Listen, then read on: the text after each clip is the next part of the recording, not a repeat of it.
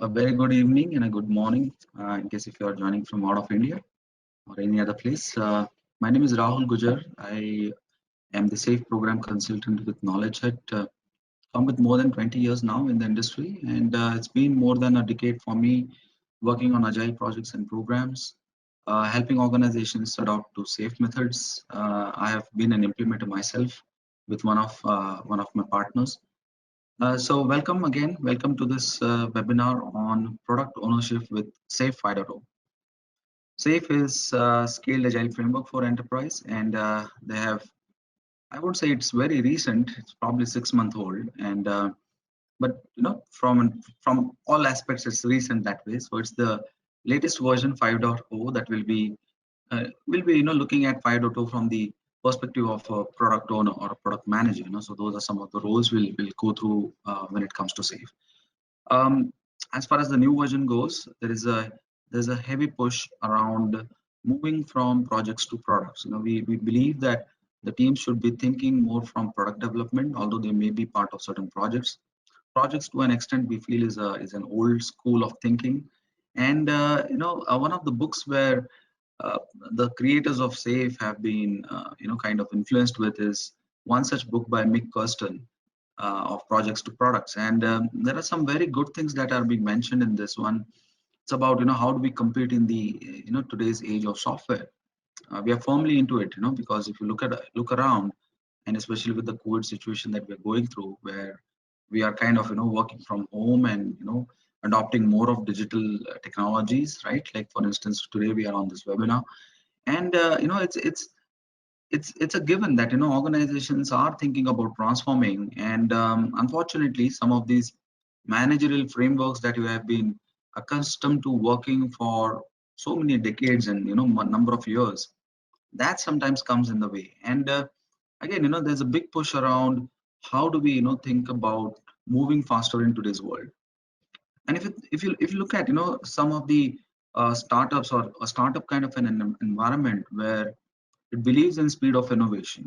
This is an environment which is very customer centric, going back to the customer requirements as quickly as possible, trying to prove things into the market, getting customers under their belt, right? And as the company grows, as the startup grows, with more customers, there's a point where we build hierarchies around it, right? And the efficiency and stability is what it offers with these hierarchies, right? I mean, we bring in some processes, people part of certain groups, they continue to grow. And yes, I mean, it's something that we have seen across, and we want to work with it. But unfortunately, what we have seen is over the years, such organizations which believe in hierarchical networks, and which of course it offers efficiency and stability, as we say, a number of times we have seen the innovative network, the network where which was a very value driven network, that gets sacrificed. And what remains is, of course, the hierarchical and the efficiency.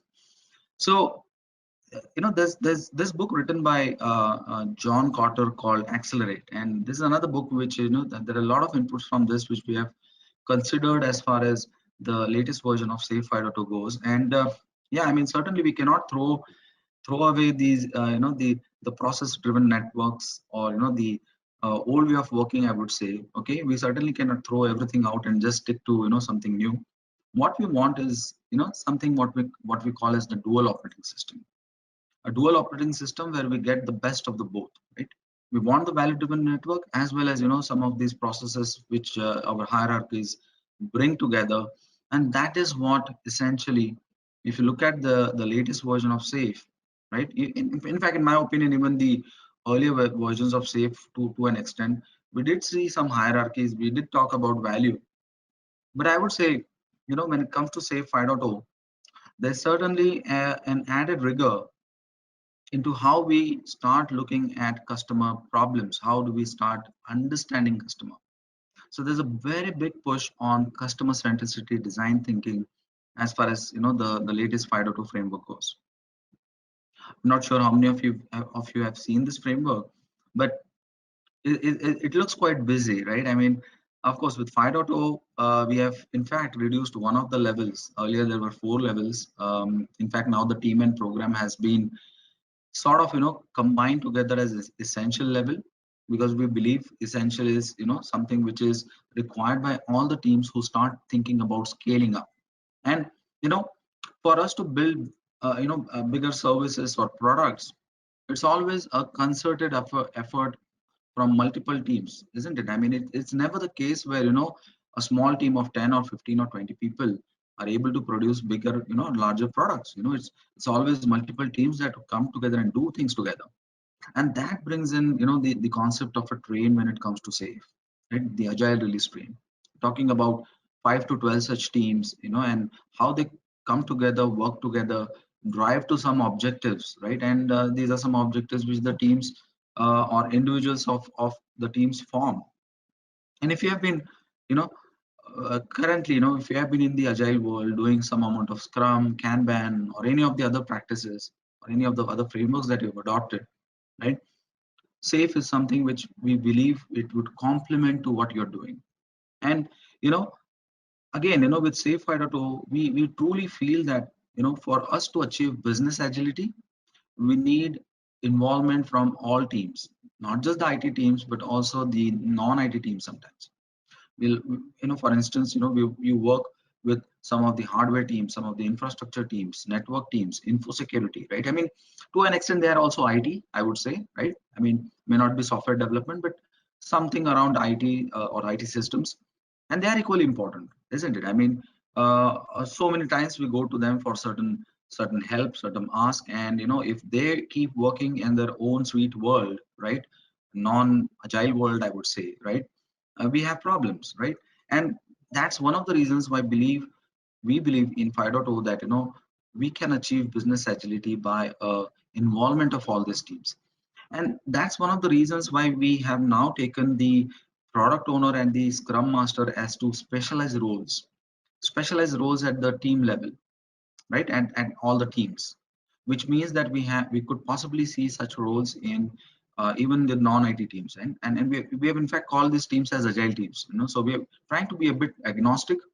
Instead of saying dev team, it looks very development focused. And people always come to say, okay, if it's a development, then it's not for us, right? I mean, how many times we would have heard that?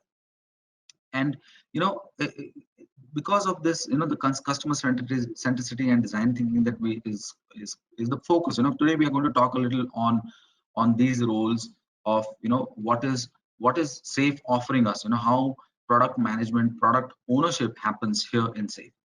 And there are these two specialized roles that we'll be talking briefly about: the product owner and the product managers, right? Or we sometimes we call them as product management. The reason being, of course, there are bigger products sometimes require multiple product managers, right? I have been into such situations where I've seen more than one product managers, and it remains so apt here, right? So we will look at some of these, but as far as the framework goes, and when it comes to these roles, it's not just about understanding customer requirements and formulating them as stories and features, right? The backlogs that they keep maintaining, the program backlog and the team backlogs, but it's more to it. There's a lot of things that goes on these roles when it comes to safety. It's all about how they contribute towards some of these PI planning activities. How do they get involved into during the execution? What are the things that they typically do in terms of gathering further requirements for the upcoming PIs or program increments? So when it comes to the customer centricity and design thinking, as probably some of you who have attended some of these design thinking workshops or sessions, it's a different way of thinking, isn't it? I mean, we would like to understand the customer needs but using certain tools.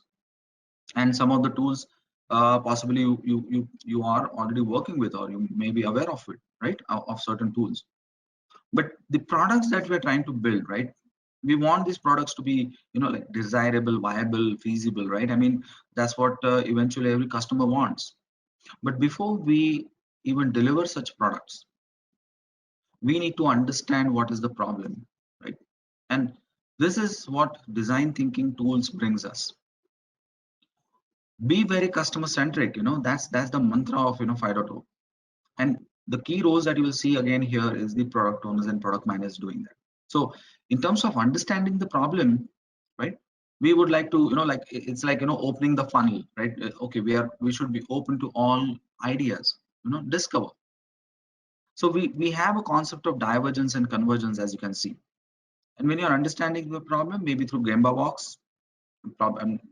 I hope you have heard about Gemba walks. Gemba is see where the work is done. Maybe you want to do some flow walks. Maybe you want to go and sit with your end users, your customers, get a feel of how they are working on it, or you'll get a lot of ideas with that, right? And they may say, okay, I wish this is something which I had in the product, right? So it's not always that we innovate, right? I mean, sometimes the innovation or good ideas even come from right at the team levels, right at the end user level, right? So that's what we believe in. So we need to do that, discover as much as possible, but at some point in time we need to converge on certain things, right?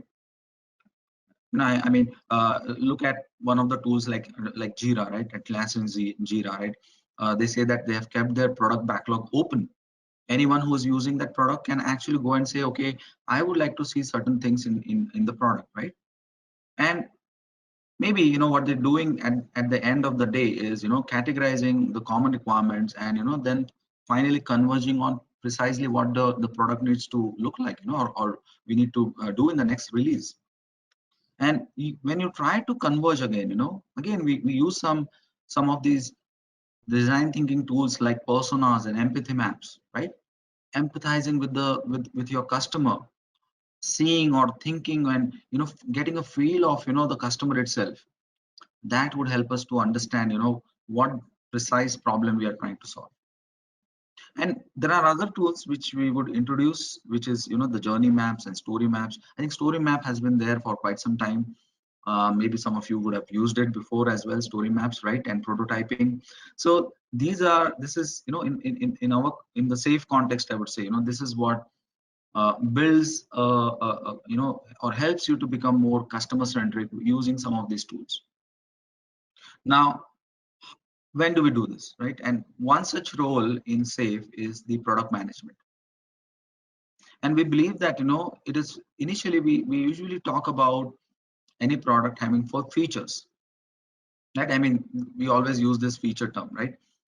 My phone has so and so feature, my particular app has so and so feature, right?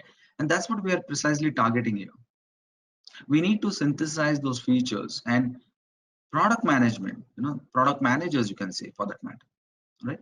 This is the group which will mainly be focused towards our stakeholders.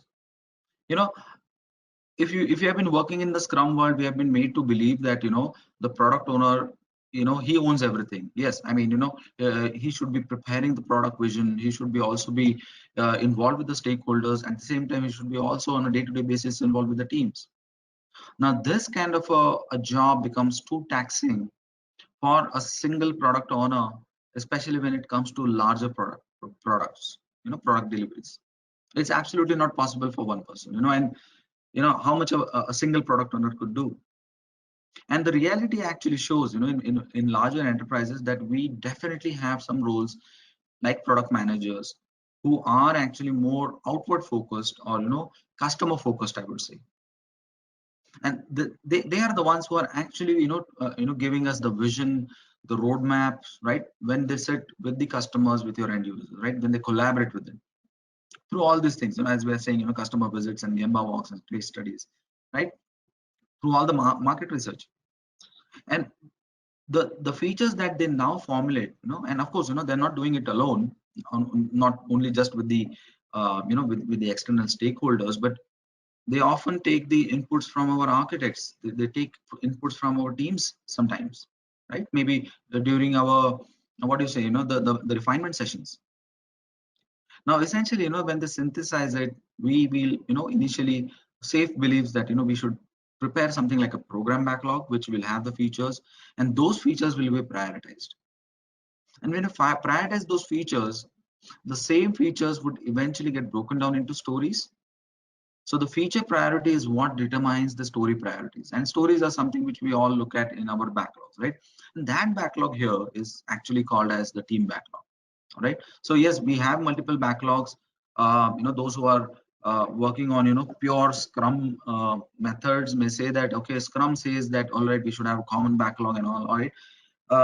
Guys, the reality here is, it's very confusing if you have a single backlog for multiple teams. I mean, it becomes difficult to manage, and that's the reality, right? So a program backlog more for the product, or owning the ownership is with product management there, and prioritization is done.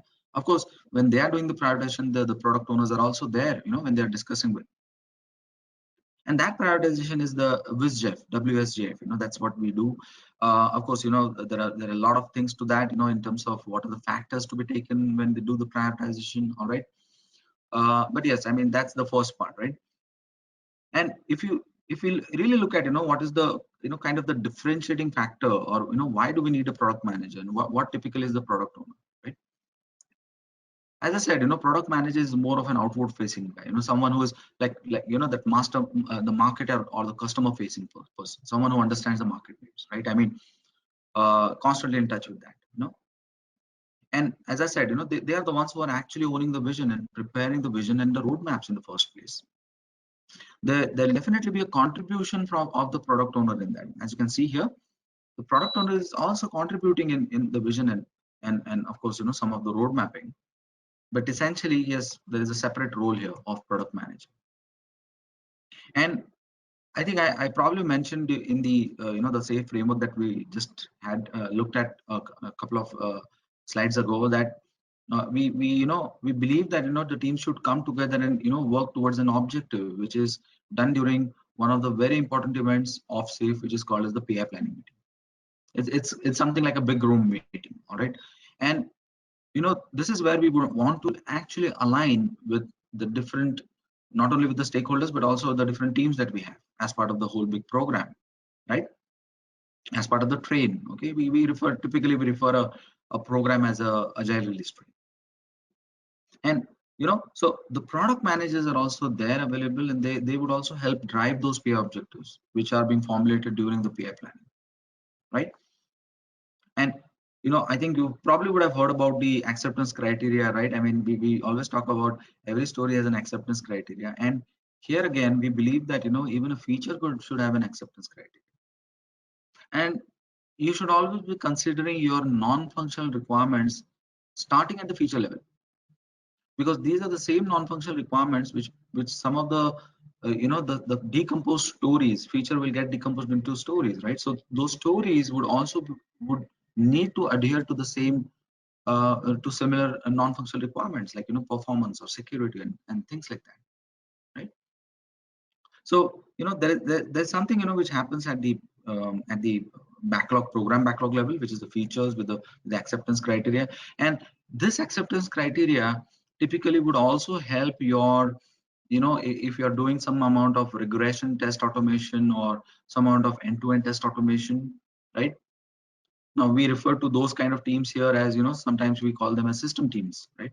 Now those teams, right, they would possibly would like to look at this acceptance criteria which the product managers have written as part of the features, all right? So there's a lot of thought into it. And as probably you would know, the product owner, more of an inward force or team facing guy, I would say, more of a team facing person, right?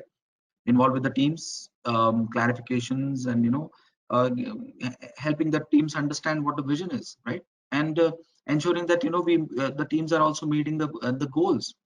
Someone who accepts the stories, right? I mean, I think product owner is something which is we don't diverge from what Scrum has said, right? I mean, that's the similar kind of role, right? I mean, again, you have an acceptance criteria, and the acceptance criteria at the story level would possibly a reflection of what we want to say at the feature level, which also means that when the teams deliver the stories or finish the stories, possibly at some point in time the features would also be done, which means those features have to be also demonstrated, right? I mean, maybe an integration.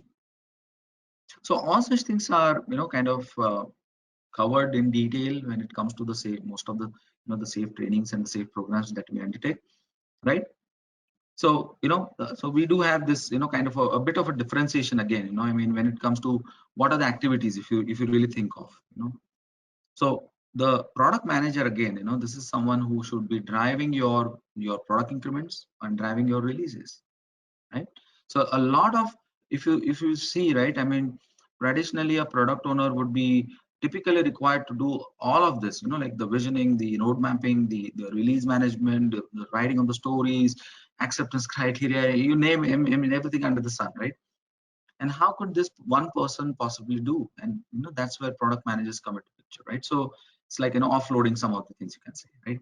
But of course, the hierarchical thing that I talked about. So you may be a product owner today with a team, and tomorrow you may be kind of play the role of a product manager, because product manager is more kind of for multiple teams, so because it's more of the to do with the features, and the features could very well be done by multiple teams, if that's the case, right?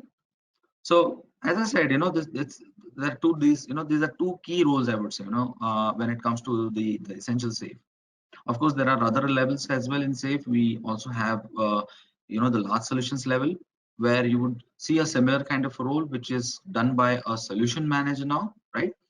And if you really think of a solution, I mean, a solution could be a very large system that you're building, a very large system which probably requires a lot of suppliers, a lot of maybe it goes to more than 15, 20 teams, something like that, maybe you're talking about 200 or 300 people involved in such kind of a development.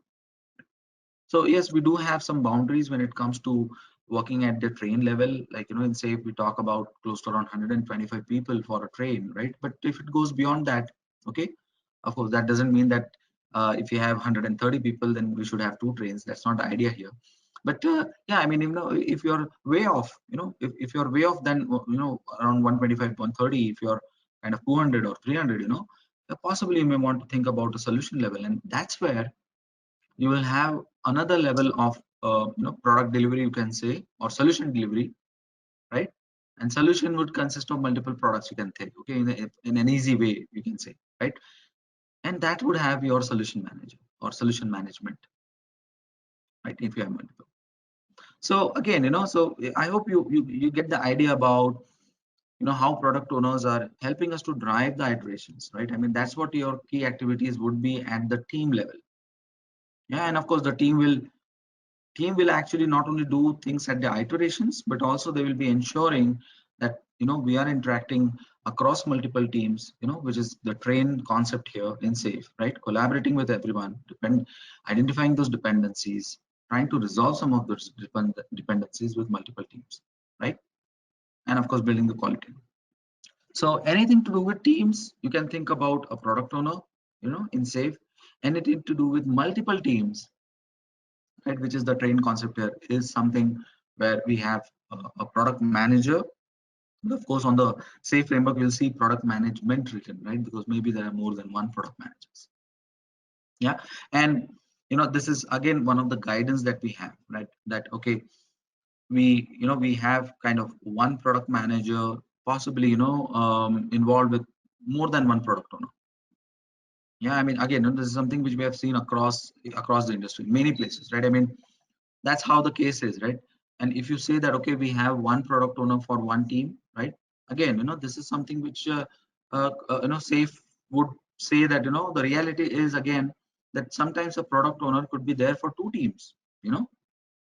It's quite possible that way. Yes, I mean, ideal ideally it should be one team, one PO, fine, yeah. But when you're talking about larger programs, right? I mean, it doesn't become cost effective sometimes, isn't it? I mean, a product owner could be there for two teams, right? So this is something which I believe will give you some idea about the hierarchical aspects, a bit of the hierarchical aspects of safe, right? One product manager with maybe 2 to 4 product owners, and each product owner could be with or product owner for 1 to 2 teams, right? Because a single, as I said, single person cannot handle the product and market strategy. So guys, I mean, there's more to it. I mean, this is not the only thing. This is probably just I would say still at a high level. What we were discussing in terms of the roles, responsibilities. But as you would see, when it comes to safe, there's the framework itself, right? The framework has a lot to offer. The framework talks about a number of different meetings, right? I mean, some of those are at the team level, some of those are at the train level, program level, you can say, right? PI planning, for one such where all teams are involved, right? And more importantly, how our product owners, product managers, do the stakeholder management, how they are doing the visioning and road mapping, right? They're syncing, so when it comes to scope creep issues, I mean, this is something which you have seen often, right? I mean, during the PI or during your regular sprints, if you say that, hey, I mean, we got a new requirement, how, and this particular new requirement impacts some other teams, right? And those teams also have a product owner, and we want this product owners to come and talk to each other, right? So we do have some meetings there, which we typically refer as the PO sync meetings, and the prioritization. It all starts with prioritization, the backlog prioritization, right? With one of the techniques of WizJeff, how these product owners, product managers come together and you know do certain things, or on release planning or iteration planning, right? And of course, some of this design thinking tools. Now, most of these concepts, are understood more when we in one of these certification programs that we usually do, which is the product owner product manager certification. Okay, it's a combined certification, you can say. So if you are playing any of those roles, in my opinion, you should consider it. Safe, as you know, has been adopted by a latest report of State of Agile, says that SAFe is the leader in scaling technology, in scaling frameworks, right? 35% of the companies have adopted to SAFe. Yeah. And I think, if I remember correctly, but then the second best is probably around 20, 22 or 25%. I don't exactly remember the percentage, which is the Scrum at scale. And then, of course, probably, the others are way behind, I mean, probably somewhere around 10% or 7% or 4%, So if you think of it that way, it's clearly, a leader. And, these certifications does cover a lot of information about, in case if you are, you are a product owner or a product manager, you may want to really think about it, right? I mean, we at Knowledge, we are one of the silver partners, and as we have been there as with partners of Scaled Agile for a number of years, we have trained more than 6,500 people, now, right?